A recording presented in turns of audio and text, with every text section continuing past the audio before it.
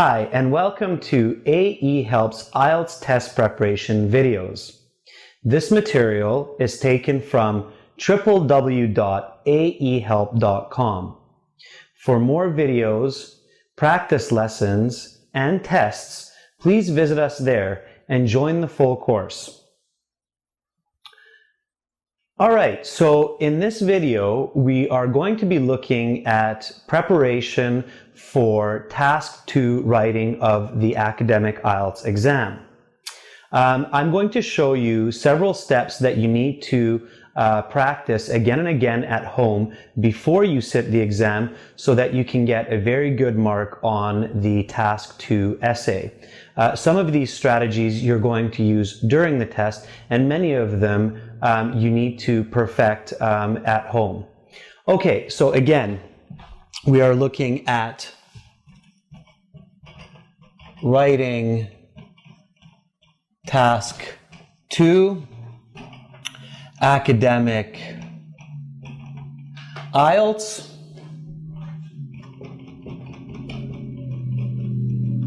And these are practice strategies for a high score.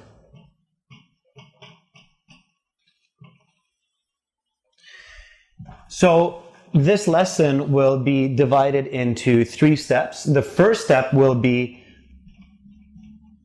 understanding the question. The number one mistake that a lot of students make during the exam is they begin writing a response without actually understanding the question. Some of them, or many of them, think they understand, but they don't truly understand. And in order to get a score over 6.5, your response must specifically answer what the question is asking. It can't just be generally about the same topic. If it's just generally about the same topic, the best score, even with good vocabulary and grammar, will be a 5.5, because the examiners simply just don't know if it's a memorized essay or if the person is genuinely responding to the question. So again, understanding the question and then responding exactly to that question is the first and most important step. So we'll talk about that. The second point that we're going to discuss is planning the correct response. Now, of course, during the IELTS exam, you don't really have enough time to do an essay outline on paper, but you should follow some basic steps to have a very clear picture of your whole essay before you begin writing, and I'll show you how you can do that. So by the end of this, after you go through the steps, you will know what your introduction will include, your body paragraph 1 and 2 will include, and what your conclusion will include, because again, remember that the information must be coherent and cohesive, which means that you can't just write the essay step by step or sentence by sentence. It must have a wholeness to the idea.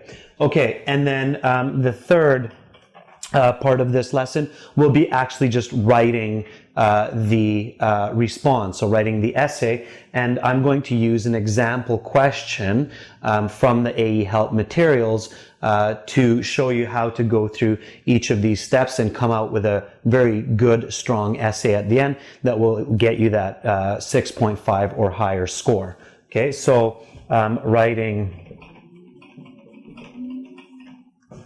a strong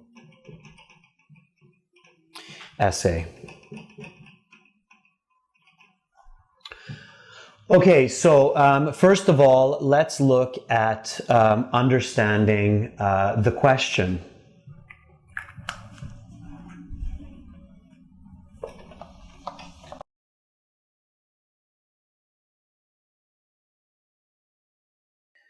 All right, so to make sure that you understand the question, there are a couple of steps that you need to take. And these steps you should actually do during the exam, not just while you're practicing at home. So this is understanding the question.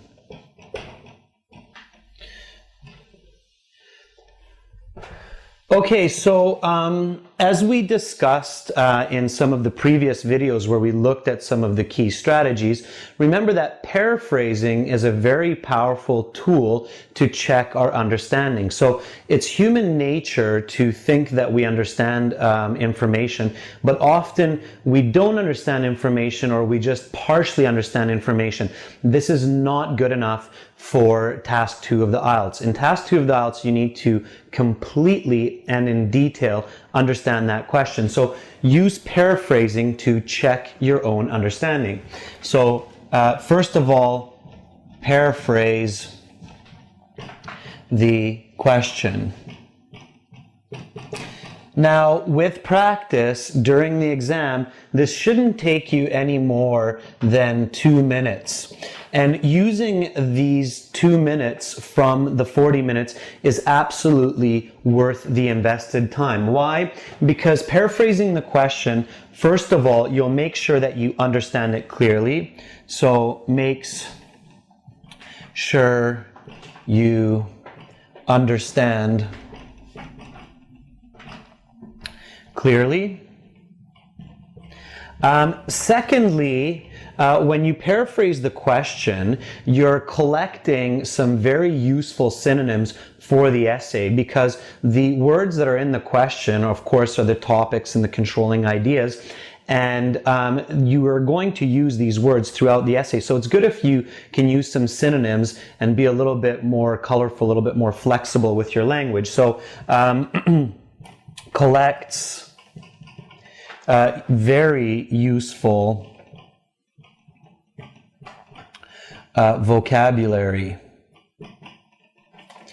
And then a third reason why paraphrasing is an extremely good idea to employ or to use during the exam as well is because it will help you to think deeply about the question. So when you're paraphrasing an idea or a question or a statement, it helps your mind to think more deeply about these ideas. So gives deeper thought about the question. So again, remember, paraphrasing should be your very first step, and this is something that you must practice at home. And also, I strongly recommend sacrificing those 2 minutes during the exam to do this as well. Again, this way you won't just think that you understand, but you'll know that you understand. You're going to have some very useful synonyms to switch up some vocabulary in the essay, and you'll think deeper about the question. So already you're on your way to coming up with just a much better answer, a much better response. All right, so now that we've done this, let's have a look at a second step for making sure that you're clear about what the question is asking you.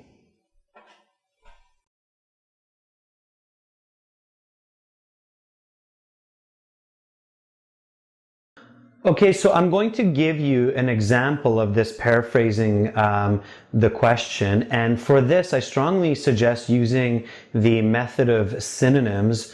Again, remember from the paraphrasing lesson that you can paraphrase with grammar, antonym negatives, descriptions, but in this case I strongly suggest trying to use synonyms. So the question that we're going to use here again is taken from aehelp.com materials, and here it is. So writing task 2. You should spend about 40 minutes on this task. Write about the following topic. Universities should take the same number of men and women in each major. To what extent do you agree or disagree with this statement? Give reasons for your answer and include any relevant examples from your own knowledge or experience. Write at least 250 words. So take just the question and write it out. So here's our example.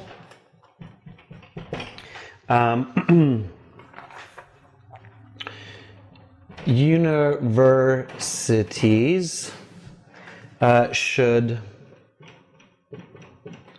take the same number of men and women in each major. To what extent do you agree or disagree?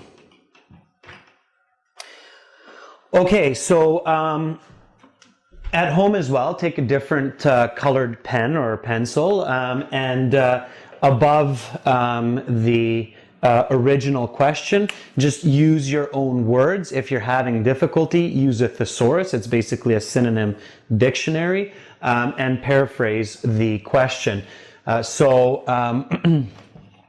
Post-secondary education ought to except for take, post-secondary education for universities. Same number can be equal number of men and women, can be male and female students. In every instead of each, and major could be field or subject, so every subject. And then this is one type of the follow-up question: to what extent do you agree or disagree? We can paraphrase this as to what extent can be degree. Do you think this correct or incorrect?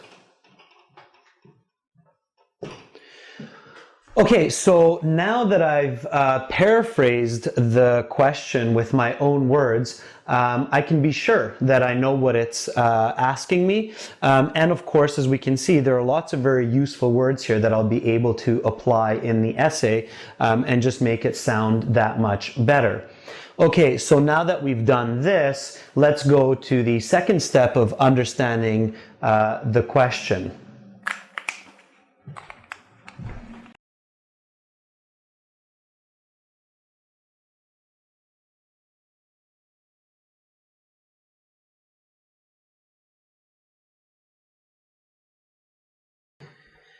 All right, so the second step to understanding the question is identifying the topic and the controlling idea of the question.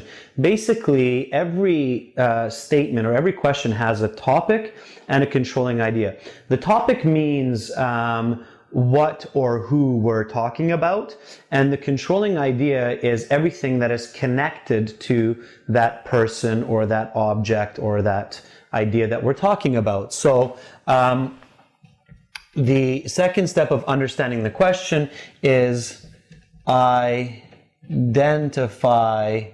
the topic and the controlling idea. Now, one really important part of this is that you keep this as simple as possible. Okay, so remember to keep it simple. Okay, that means don't use the whole question when you're doing this.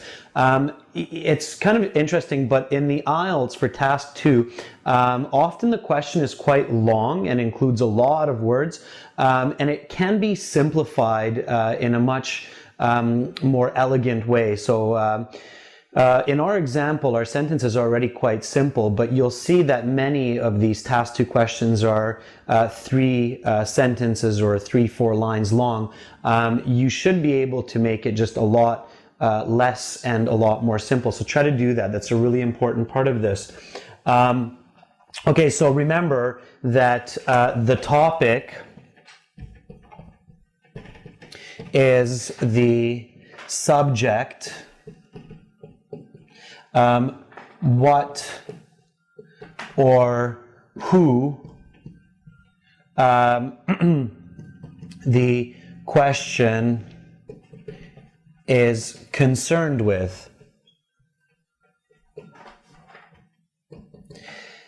And the topic in most situations will be just one word. So it's going to be just a noun. Okay, so you're looking for a noun. Keep that in mind.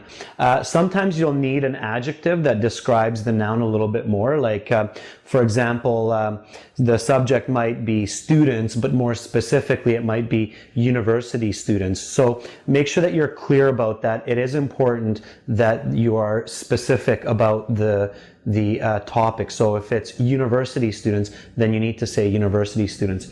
Okay, so again, remember it's usually a noun.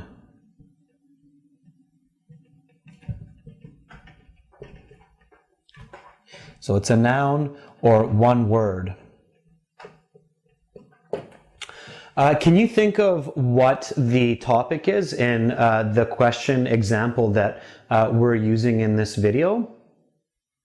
Well, if you thought that the correct answer here is universities, then you're absolutely right. In this question, we are talking about universities. That's what the question is concerned with. So the topic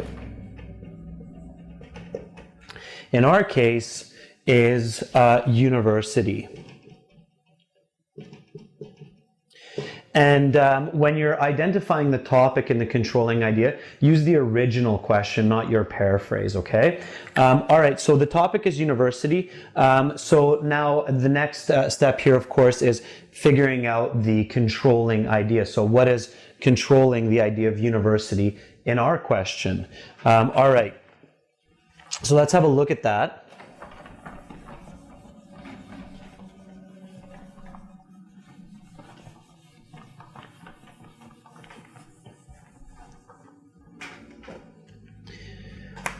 Okay, so the controlling idea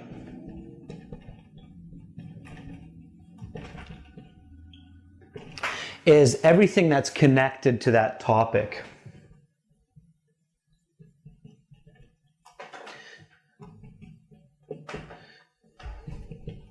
That is connected or controlling that topic. That is connected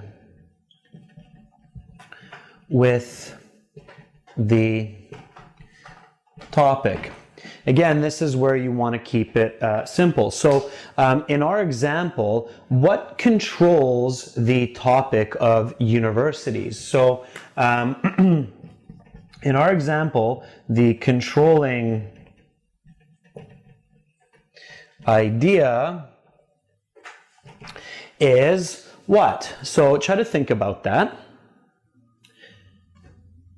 If your answer is should accept equal number of men and women, then that is absolutely right. That's what controlling this. But don't forget the part in each major. That is a key part of this controlling idea. So same number of men and women in every major. In our example, we can't really make it too much more simple because the sentence is already quite simple, but for a lot of the task 2 questions, definitely you will be able to, and I will show you some more examples of this in future videos. So this is the controlling idea. This is what we need to think about. All right, so once we've done this, so once we've gone through A and B, which means gone through the paraphrasing and gone through identifying the topic and the controlling idea, we're 100% clear on the question, and now we can take the next step of planning our response. So planning a strong response, and we're going to use this information in that step. So that's why it's very important that your topic and controlling idea are accurate. Again, you must practice this at home. Check with other people, your friends or your teachers, to make sure that you're finding the correct topic and the correct controlling idea. It's not always this easy, so definitely take the time to do this several times over and over at home, and make sure to check with others so that you all agree on the same topic and controlling idea. Okay, so then let's look at how to go about planning a correct response.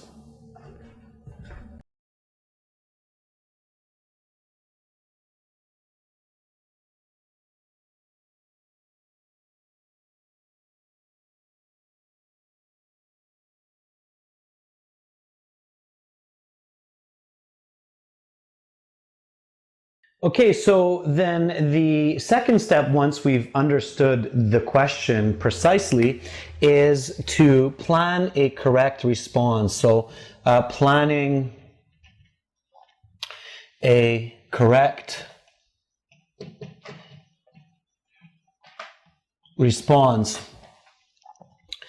Now, again, this is something that you need to practice at home with pen and paper. Unfortunately, during the exam, you simply will not have enough time to do this on paper, but you will need to do it in your head. In order to be able to do this in your own mind quickly and efficiently, it's really important that you practice this at home at least 4, 5, 6 times before you sit the IELTS exam. So for planning a correct response, we're going to use some critical thinking. And remember from the key communication strategy videos that critical thinking includes thinking about the what, why, and how. Because anytime we see new information, to understand and work with that information, we need to know what it is, why it is, and how it works. So we're following the second step of understanding here, where we identify the topic and the controlling idea, and then we use critical thinking with each of those, asking and answering the what, why, how question. So here, I'm going to call this C because it's following from step B of understanding. So use critical thinking and ask what, why, and how about the topic and controlling idea or ideas. So again, you need to keep these questions and answers quite simple. Don't overcomplicate them. Stay focused on the right topic, right controlling ideas. And then the answers that you are going to give to these questions will basically become the outline of the entire essay. So you're going to come up with some excellent definitions and explanations and reasons or examples for those explanations. And that's what you will use when you put together the finished essay. So again, remember, keep the questions and answers simple. Okay, so let's use our example question and let's go through this stage of the planning.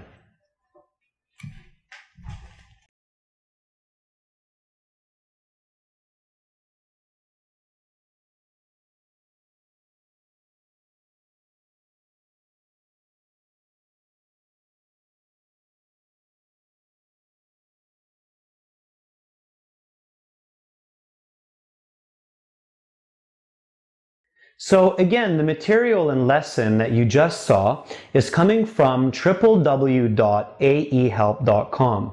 For lots more help with writing and other strategies and tips for the IELTS exam, please visit us there and join the full course.